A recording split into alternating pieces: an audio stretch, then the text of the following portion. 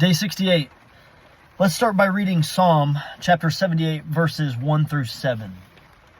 It says, "My people hear my teaching. Listen to the words of my mouth. I will open my mouth with a parable. I will utter hidden things, things from of old, things we have heard and known, things of our ancestors have told us. We will not hide from them, from their descendants. We will tell the next generation the praiseworthy deeds of the Lord, his power, and the wonders he has done. He decreed statutes for Jacob and established the law in Israel, which he commanded our ancestors to teach their children, so the next generation would know them, even the children yet to be born, and they in turn would tell their children. Then they would put their trust in God and would not forget his deeds, but would keep his commandments." I want to talk about legacy today, kind of a sequel to what I was talking about yesterday in the lineage that I was looking up. I wanted to plug that site, by the way, as well. It's called Find a Grave. It's like better than Ancestry.com. You can go find anyone that's passed in your family for so many generations, from your mom and dad's side, each grandma and each grandpa. And again, when you look through those very extended family trees, I was up to like 8th or 9th generations above me. It just screams legacy. Again, right? I said it screams responsibility. And it's just wild to see all the connections and all the things that had to, that kind of perfect star that had to be created for you to even be here today, which is pretty wild. But when I read these words in Psalm 78, it's like talking about the legacy and the words and the teachings and the encouragement that we need to be teaching to our children, so that they would be putting their trust in God. And then one day being able to teach that to, in here it says, to even the children that haven't been born yet. And it goes along with the quote. Again, I'm a quote guy, kind of the non-biblical quote that I had today. It says, "Your story is the greatest legacy that you'll leave to your loved ones." And, you know, again, I view that as like a story of love, a story of responsibility.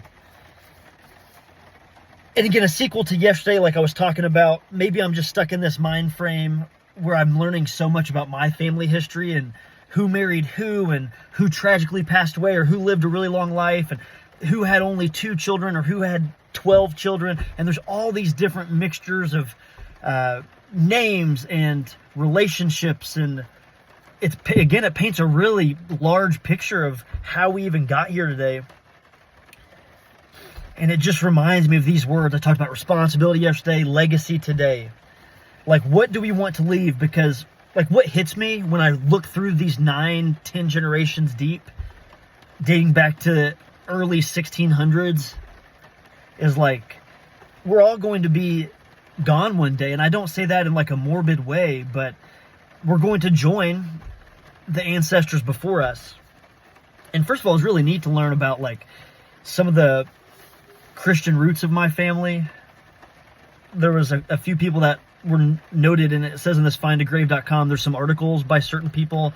It just depends on the relative and what you click on, but found some articles, really old articles about relatives of mine in the 1800s, and some of them were evangelizers that spread into Kansas and Illinois and other areas. And it was just really neat to see some of the impact and the legacy of people many generations before us. People that my parents didn't even tell me about, that they didn't even know. And it's kind of cool what technology is doing to be able to connect those dots for us. But it just makes me think when I look at that big kind of family tree picture, is I'm just a very small, minute piece of this puzzle.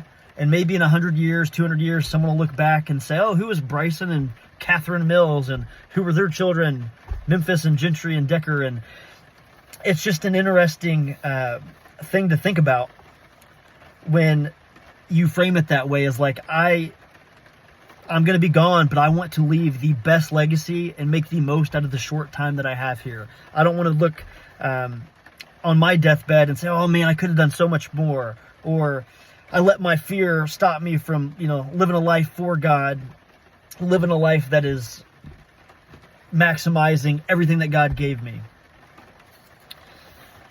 And I don't want people to look in, 100 years from now and say, oh, that Bryson was someone that from the looks of it, didn't do anything with his life. So again, there's so much out of our control.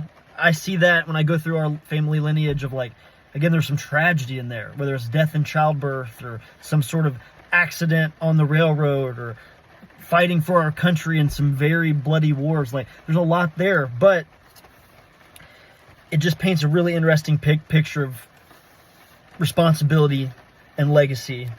And that's what I'm meditating on today, is like our story and living well and accepting responsibility and giving it everything we got. Our legacy and story is the greatest thing that you'll leave. So Psalm 78, teach it to your family, your parents, your spouse, your kids, so they can be filled and continue to teach that next generation to live well. That's day 68.